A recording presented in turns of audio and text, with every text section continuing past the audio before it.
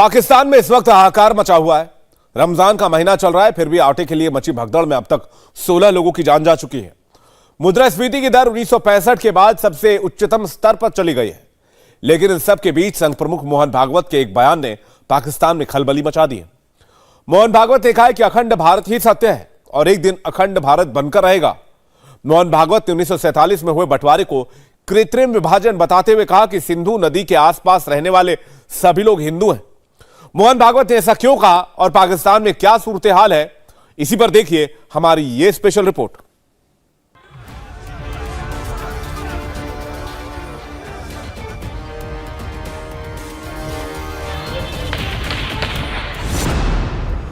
विभाजन को गलती मान रहे हैं पाकिस्तानी। इंडिया की हुकूमत के पास जाएंगे, उनके पास बड़ा पैसा है। यहाँ की हुकूमत के पास तो पैसा भी होगे भी ना पैसा है। अब पाकिस्तान की गलती सुधारेगा हिंदुस्तान। आज जिसको हम पाकिस्तान कहते हैं उसके लोग कह रहे हैं कि वो गलती हो गई। अखंड भारत पर भागवत कथा। अखंड भारत सत्य है, खंडित भारत दुस्वप्न है। सिंधु के दोनों तरफ हिंदू हैं। ये ध्यान में रखना, हम सिंधु है इसका मतलब हम हिंदू है, हम पूरा हिंदुस्तान है। संघ प्रमुख मोहन भागवत कोई भी बात बिना सोचे नहीं कहते, इसलिए अगर आज वो कह रहे हैं कि पाकिस्तान के लोग भी अब भारत विभाजन को गलत मानने लगे हैं, तो ये मान लेना चाहिए कि मोहन भागवत ने पाकिस्तान से आ रही इन तस्वीरों को देख लिया है और वो पाकिस्तान में पैदा हुई इस आपदा को अवसर में बदलना चाहते हैं। पाकिस्तान भुखमरी के दौर से गुजर रहा है, लोग दाने दाने को मोहताज हैं। रमजान का महीना चल रहा है, लेकिन लोगों के पास खाने के लिए कुछ नहीं है। पाकिस्तान में पिछले कुछ दिनों में आटे के लिए मची लूट में 16 लोगों की जान जा चुकी है। पिछले हफ्ते पंजाब प्रांत में आटा बांटने के कार्यक्रम में मची भगदड़ में 2 महिलाओं समेत 4 लोगों की मौत हो गई। इससे पहले खैबर पख्तूनख्वा प्रांत में भी आटे और दाल से भरे ट्रक को लूटने के दौरान एक शख्स को जान गंवानी पड़ी।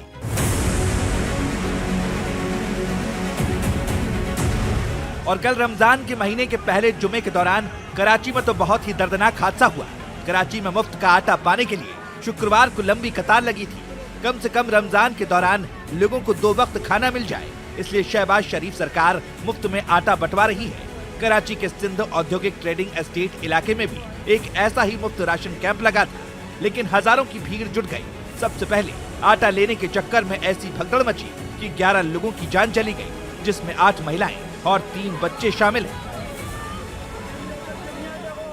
चुरंगे जाए वहाँ पर पैसे मिले थे 2000। मैंने बच्ची को मना किया, नहीं जा नहीं जा। उसने बोला मम्मा मेरा रोजा है, मैं कपड़े बनाऊंगी। मेरे को लेकर चला, इसके पापा का काम भी चल रहा था।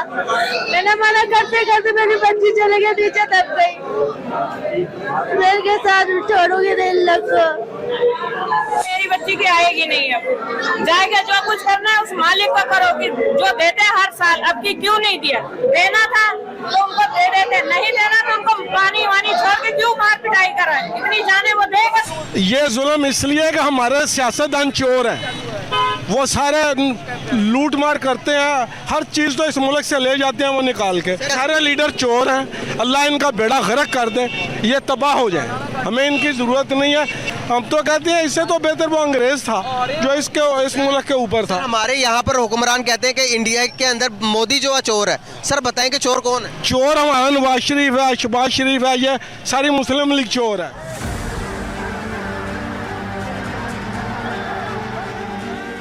आटे के लिए हाहाकार की सबसे लेटेस्ट तस्वीर पेशावर से आई है। यहाँ सरकार की तरफ से हैदराबाद स्पोर्ट्स कॉम्प्लेक्स में गरीबों को आटा बांटा जा रहा था और आटे के लिए यहाँ ऐसी लूट मची कि पुलिस को पहले लाठीचार्ज करना पड़ा और फिर आंसू गैस का इस्तेमाल किया गया। थोड़ी सी बदनज़मी हुई है एंट्रेंस गेट पे, आवाम थोड़ी ज़्यादा आ गई। हम यहाँ पे डिसिप्लिन मेंटेन कर रहे हैं, हम चाहते हैं सबको आटा मिले। हमने यहाँ पे स्टेडियम में इनके लिए इंतज़ारगाह बनाए हुए हैं और हम लाइन वाइज जो है मेल काउंटर और फीमेल काउंटर्स हमने बनाए, हम लोगों को इंटर कर रहे हैं। गेट पे जो है काफ़ी ज़्यादा लोगों का हुजूम आ गया और उन्होंने पुलिस पे पथराव किया, तो ज़ाहिरी बात है कि पुलिस को भी फिर जवाब देना पड़ा और उन्होंने जो है वो हवाई फायरिंग की और उससे हालात काफ़ी कंट्रोल हो गए। अदरवाइज़ हमें ये खदशा था कि ट्रक वगैरह अंदर पड़े, कहीं आवाम अंदर ना जाए और इन ट्रकों को लूट ना ले। और बाकी अंदर आप देख सकते हैं कि अभी भी सब कुछ स्मूथली जा रहा है और अंदर हालात हमारे कंट्रोल पे।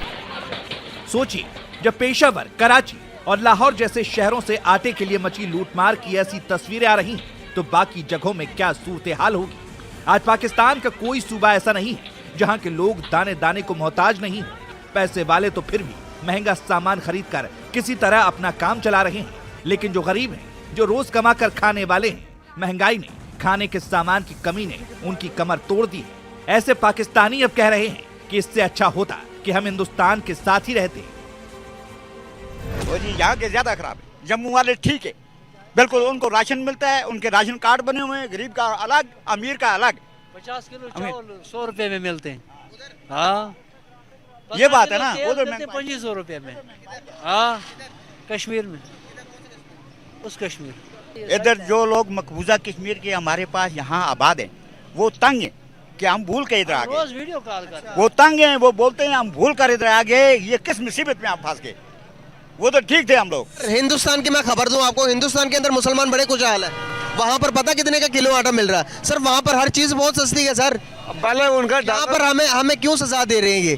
क्या हमने पाकिस्तान लिया इसलिए सजा? हमारा किया का हमें सजा मिल रही है, किसी का कोई कसूर नहीं इसमें। ऐसा लगता है कि पाकिस्तान से आ रही इस तरह की आवाजों को संघ प्रमुख मोहन भागवत ने भी सुन लिया है। यही वजह है कि भोपाल में स्वतंत्रता सेनानी और शहीद हेमू कालानी जन्म शताब्दी समारोह के समापन के मौके पर मोहन भागवत ने कहा कि अब तो कई पाकिस्तानी भी मानने लगे हैं कि आजादी के वक्त हुआ भारत का बंटवारा गलती थी और अब इस गलती को सुधारने का वक्त आ गया है। मोहन भागवत ने कहा कि अखंड भारत ही सत्य है और हम धीरे धीरे उस तरफ बढ़ रहे हैं। हालांकि इसके साथ उन्होंने ये भी कहा कि वो आक्रमण करके अखंड भारत का सपना पूरा करने की बात नहीं कह रहे, लेकिन ये खुद होगा, लोगों की मर्जी से होगा। आज जिसको हम पाकिस्तान कहते हैं उसके लोग कह रहे हैं कि वो गलती हो गई। अगर वो गलत है तो गलती का सुधार तो यही हो सकता है, तो उसकी बात करने में क्या लज्जा है। इसलिए मैं कहता हूं कि आप तैयार रहिए। कैसे होगा, क्या होगा, मैं नहीं जानता। मेरे कहने का कतई ये मतलब नहीं है कि भारत आक्रमण करे पाकिस्तान पर, गलत बात है। हम उस संस्कृति से नहीं है जो किसी पर आक्रमण करती है। हम उस संस्कृति से है जिसने जी जान से मुंह तोड़ जवाब देकर अपनी रक्षा तो की है, वो तो हम करते हैं, करेंगे, लेकिन हम आक्रमणकारी नहीं है। लेकिन लोगों के ही मन में आएगा, हो जाएगा, जैसे भी होना है। सत्यमेव जयते का देश है, अखंड भारत सत्य है, खंडित भारत दुस्वप्न है जो अभी धीरे धीरे जा रहा है। वैसे वैसे एक उत्साह का संचार हो रहा है। अखंड भारत हमेशा से आरएसएस यानी राष्ट्रीय स्वयंसेवक संघ का संकल्प और सपना दोनों रहा है, लेकिन सवाल यह है कि संघ जिस अखंड भारत का सपना देखता है, उस अखंड भारत की सीमाएं कहां तक जाती हैं? क्योंकि ऐतिहासिक तौर पर देखें, गुप्त वंश और मौर्य वंश के साम्राज्य के दौरान भारत अपने चरम रूप पर था। मौर्य वंश के दौरान तो भारत की सीमा कांधार तक जाती थी, यानी मौजूदा दौर के अफगानिस्तान तक, जबकि गुप्त वंश के दौरान भारत की सीमा तक्षशिला तक फैली थी, जो अभी के पाकिस्तान में है। लेकिन अखंड भारत में शायद अब इन सब इलाकों को शामिल किया जाना मुमकिन नहीं है। इसीलिए संघ प्रमुख ने अखंड भारत का एक मोटा मोटा खांचा खींच दिया है और इस अखंड भारत के नक्शे में सिंधु नदी के पार का इलाका भी शामिल है। मोहन भागवत ने कहा कि बिना सिंधु के हिंदू की कल्पना नहीं की जा सकती है। हिंदू क्यों कहा जाता है, हिंदुस्तान क्यों कहा जाता है, उसका कारण सिंधु नदी है, सिंधु नदी का प्रदेश है। हम कैसे भूल सकते हैं भाई? हम अगर अपने आप को भारत कहे तो सिंधु सभ्यता को नहीं भूल सकते। वहां से अभी के इतिहास को वहां तक का तो मालूम है पक्का, हम तो उसके भी पहले जाते हैं। तो हमारे महाभारत में, हमारे रामायण में वहां के उल्लेख मिलते हैं, वहां के राजा, वहां की प्रजा, सबका वर्णन मिलता है। सिंधु नदी के सूक्त वेदों में है, यहां प्रदर्शनी में है पूरा सिंधु सूक्त। उसको हम कैसे भूल सकते हैं? ये नाता हम कैसे तोड़ सकते हैं? हम उसको मोहन भागवत कह रहे हैं कि हम सिंधु को कभी नहीं भूल सकते और ये हमेशा इसी स्टैंड पर कायम रहे हैं।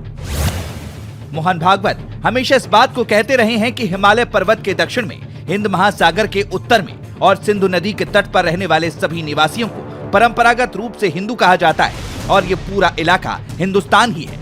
और भागवत गलत भी नहीं कह रहे। 76 साल पहले तक यानी 1947 से पहले तक भारत की सीमाएं वाकई अफगानिस्तान को छूती थी। सिंधु घाटी की सभ्यता वाले सारे इलाके भारत में ही आते थे। हिंदू धर्म से जुड़े कई इलाके भी इसी सीमा में आते हैं। लेकिन 1947 में भारत को आजादी देते वक्त अंग्रेज एक ऐसी लाइन खींच गए जो वक्त के साथ और गहरी होती गई। इस लाइन ने भारत और पाकिस्तान नाम के दो ऐसे मुल्क बनाए जो पिछले 76 साल में 4 जंग लड़ चुके हैं। अंग्रेज जाते जाते कश्मीर समस्या के रूप में एक ऐसा नासूर दे गए जो अब तक रिस रहा है, लेकिन अब पाकिस्तानियों को हकीकत समझ आ रही है।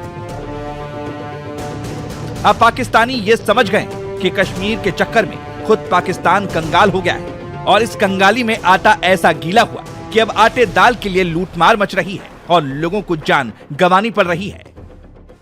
आटे के असूल के लिए जो है लड़ रहे हैं, मर रहे हैं और हम कहते हैं कि हमने जम्मू कश्मीर को पाकिस्तान में मिलाना है, पाकिस्तान के साथ इल्हाक करवाना है। ये सिर्फ कहने की बातें हैं सबसे पहले, ठीक है, और कहने में और करने में बड़ा फ़र्क होता है, ठीक है। अगर हम किसी भी टॉपिक को ले लें उस पर बात तो कर सकते हैं, लेकिन उसे इम्प्लीमेंट करना ज़रा मुश्किल काम है। एटलीस्ट इतनी जल्दी नहीं हो सकता ये। और पाकिस्तानी गवर्नमेंट जितनी भी हैं, चाहे नून लीग है, चाहे PTI है, चाहे जो भी है, पीपल पार्टी है, तो वो सिर्फ बात कर सकते हैं। अगर किसी के हाथ में भी होगा तो वो कहेगा कि यार जब तक मैं मेरा जो टेन्योर है ना उसमें बस उसका जो है ना वो एक नारा बुलंद किया जाए और उस पर हम बात करते रहें। टेन्योर ख़त्म हुआ, अल्लाह अल्लाह खैर सल्ला। हम कहते हैं कि हमने जम्मू कश्मीर को आज़ाद करवाना है। सवाल मेरा ये है कि हमने जम्मू कश्मीर को आज़ाद करवा के क्या कर लेना है? दिस इज स्लोगन जो हमारे पास है, हम उसे नहीं संभाल पा रहे, तो उसको आज़ाद करा के बांग्लादेश नहीं हमारे से संभाला गया जो हमारे पास था, तो आज उसको आज़ाद करा के हमने क्या कर लेना है? पाकिस्तान में आटे की किल्लत ने पाकिस्तानियों को आटे दाल का भाव समझा दिया है। अब उन्हें ये डर लगने लगा है कि भारत से दुश्मनी के चक्कर में जिस तरह बांग्लादेश गंवाना पड़ा, कहीं उसी तरह पाकिस्तान ऑक्यूपाइड कश्मीर भी उनके हाथ से ना निकल जाए। वैसे भी भारत की संसद इसे लेकर प्रस्ताव कर चुकी है कि POK समेत पूरा कश्मीर भारत का है।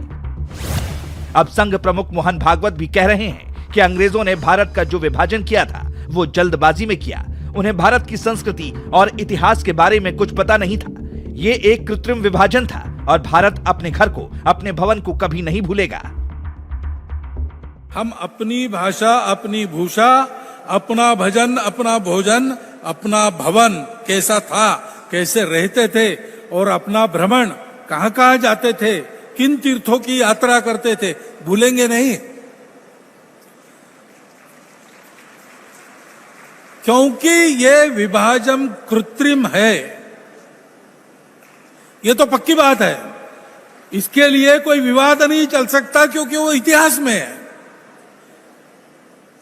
एक व्यक्ति को लाया गया सीमांकन करने के लिए, वो जानता नहीं था और उसके पास केवल 3 महीने थे, तो पूरा करके काम जाते समय उसने कहा कि देखो मैं इसका एक्सपर्ट नहीं हूं, मैं जानता नहीं हूं कैसा करना, मेरे पास समय भी नहीं था, जो मैंने किया है वो क्या किया है मैं भी नहीं जानता।